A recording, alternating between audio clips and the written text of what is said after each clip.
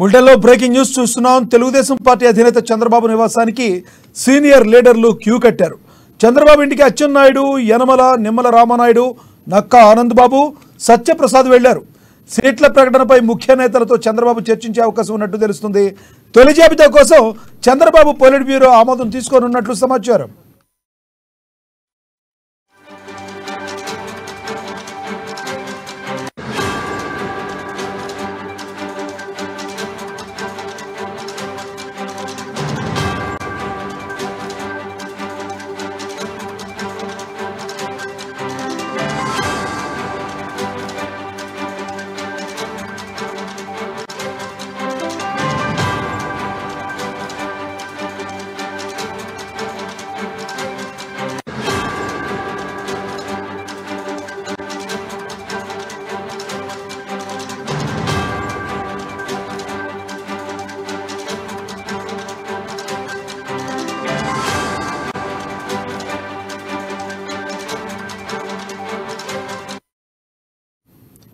Breaking news చూస్తున్నాం. TDP అధినేత చంద్రబాబు నివాసానికి సీనియర్ లీడర్లు క్యూ కట్టారు.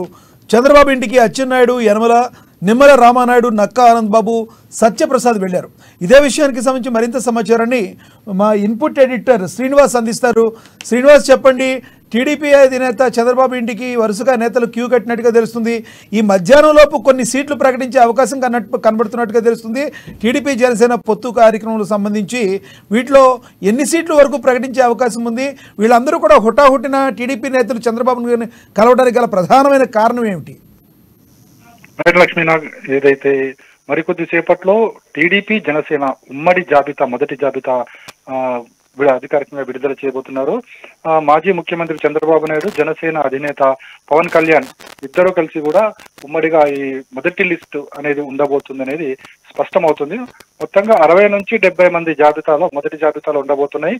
అందులో చూసుకుంటే కనుక ప్రధానంగా బీజేపీకి సంబంధించి బీజేపీ కొన్ని సీట్లను డిమాండ్ చేయడం జరిగింది. ఆ సీట్లకు సంబంధించి కూడా ఇప్పటికీ ఏ విధమైన నిర్ణయం తీసుకోలేదని తెలుస్తుంది. అయితే మరోవైపు ఈ జాబితా ప్రకటనకు సంబంధించి ఇప్పటికే బీజేపీ అధినాయకత్వానికి సమాచారం అందించారని చెప్పేసి కూడా తెలుస్తుంది.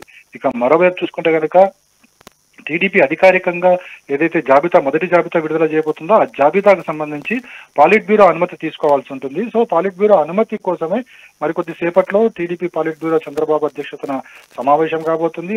టీడీపీ రాష్ట్ర అధ్యక్షుడు అచ్చెన్నాయుడుతో పాటుగా మనకి యనమల రామకృష్ణుడు, అదేవిధంగా నిమ్మల రామానాయుడు, ఇతర నక్కా ఆనంద్ బాబు, గుట్టిపాటి రవి, అనగాని వీళ్ళందరూ కూడా ఇప్పటికే చంద్రబాబు నివాసానికి చేరుకోవడం జరిగింది. మరికొద్ది సేపట్లో దీని మీద పాలిట్ బ్యూరో సమావేశం అవుతుంది. పాలిట్ బ్యూరోలో ఏదైతే లిస్ట్ ఉందో ఈ లిస్ట్ మీద చర్చిస్తారు. చర్చించిన తర్వాత పాలిట్ బ్యూరో అనుమతి పొందిన తర్వాతనే లిస్టు విడుదల చేయడం జరుగుతుంది. అది టీడీపీకి ఒక రివాజుగా వస్తూ వచ్చింది.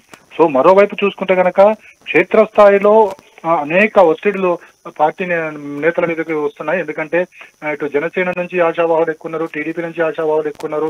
మరోవైపు బీజేపీ కూడా ఇప్పుడు ఉంటుందా ఉండదా అనేది ఇప్పటికీ క్లారిటీ రాని పరిస్థితి. సో ఈ నేపథ్యంలో క్షేత్రస్థాయిలో టీడీపీకి కానీ జనసేనకు కానీ తీవ్ర స్థాయిలో ఒత్తిడి ఉంది. సో ఈ ఒత్తిడి నేపథ్యంలోనే జాబితా ప్రకటన తర్వాత ఏం జరుగుతుందనే ఒక భయం కూడా ఇరు పార్టీలను వెంటాడుతుంది. మరోవైపు చూసుకుంటే కనుక ఇప్పటికీ వైఎస్ఆర్ కాంగ్రెస్ పార్టీ అధికార పార్టీ ఏదైతే ఉందో అధికార పార్టీ జాబితాను రిలీజ్ చేసి ఇక క్షేత్రస్థాయికి సంబంధించి వాళ్ళ కార్యకలాపాలు కొనసాగిస్తున్న నేపథ్యంలో ఇప్పటికీ టీడీపీ జనసేనలు వెనకబడ్డాయి.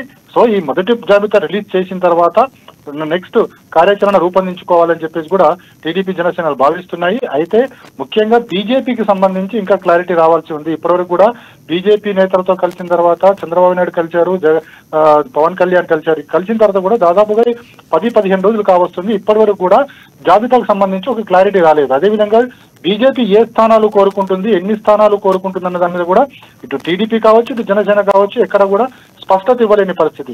ఈ నేపథ్యంలోనే క్షేత్రస్థాయిలో గందరగోళ పరిస్థితి నెలకొంది. ఎక్కడైతే జనసేన కోరుకుంటుందో అక్కడ టీడీపీ కోరుకుంటుంది, ఎక్కడ టీడీపీ కోరుకుంటుందో అక్కడ జనసేన నాయకులు కోరుకుంటున్నారు. సో క్షేత్రస్థాయిలో ఈ గందరగోళ పరిస్థితి ఉన్న నేపథ్యంలోనే ఇప్పుడు మొదటి జాబితాను ముందుగా ఎక్కడైతే గందరగోళం లేకుండా ఏకపక్షంగా ఉన్న స్థానాలు ఉన్నాయో ఆ స్థానాల వరకు మాత్రమే ప్రకటించాలని చెప్పేసి కూడా రెండు పార్టీలు భావించాయి. అందుకోసమే మొత్తం 60 నుంచి 70 స్థానాలు మాత్రమే మొదటి జాబితాలో ఉండబోతున్నాయి. ఈ 60 నుంచి 70 స్థానాలు కేవలం జనసేనకు సంబంధించి, టీడీపీకి సంబంధించి మాత్రమే ఉంటాయి. బీజేపీకి సంబంధించి ఇంకా క్లారిటీ రాలేదు కాబట్టి ఆ స్థానాల మీద ఎక్కడ కూడా టీడీపీ కానీ జనసేన కానీ ప్రకటించే అవకాశం లేదు.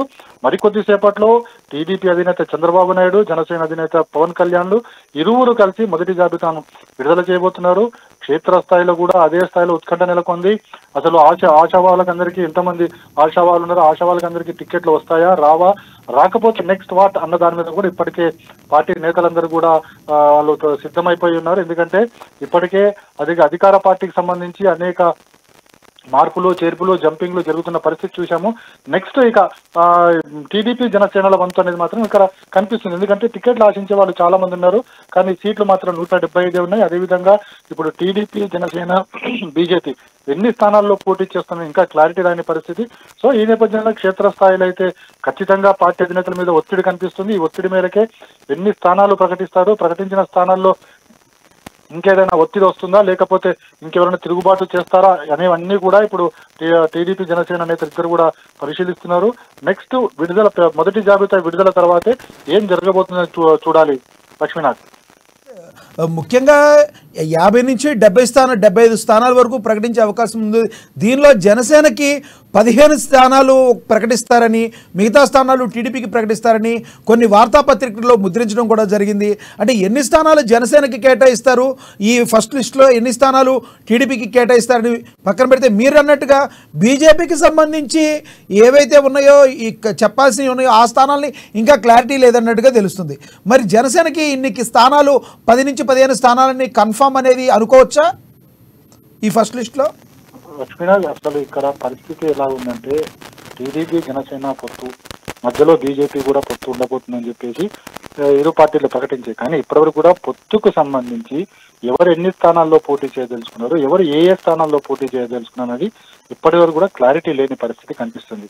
ముఖ్యంగా బీజేపీని పక్కకు పెడితే జనసేన, టీడీపీ పొత్తు కుదిరి కూడా చాలా రోజులైపోయింది.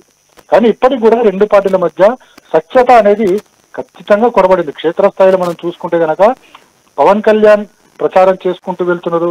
ఆయనకు సంబంధించిన స్థానాల్లో ఆయన అభ్యర్థులు వీరే పోటీ చేయబోతున్నారని చెప్పుకుంటూ పోతున్నారు. మరోవైపు టీడీపీ కూడా అలానే ప్రచారం చేస్తుంది, అలానే తమ నేత అభ్యర్థి వీళ్ళని అని చెప్పుకుంటూ పోయే పరిస్థితి కనిపిస్తుంది.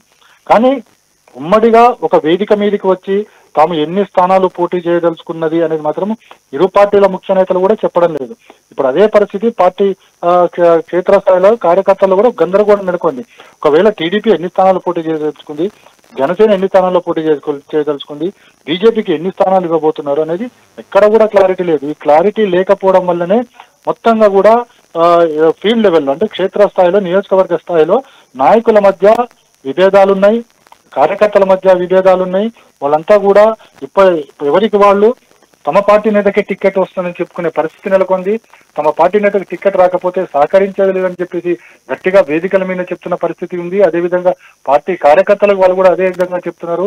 తమ పార్టీకి ఇవ్వకపోతే ఓటు వేయడానికి వీల్లేదనే విధంగానే వాళ్ళు ఒక క్లారిటీగా ఒక డైరెక్షన్ కూడా ఇచ్చిన పరిస్థితి కనిపిస్తుంది. అందుకోసమే ఈ రోజు ఎన్ని స్థానాలు ప్రకటిస్తారో ఇంతవరకు తెలియదు. అందులో జనసేనకి ఏది లీకేజీలు బట్టి 10 నుంచి 15 స్థానాలు అన్నారు, కొంతమంది 15 స్థానాలు మాత్రమే ఉంటాయి అని చెప్తున్నారు. కానీ ఫైనల్ గా ఎన్ని స్థానాలు అనేది కూడా ఇప్పుడు కావాలి.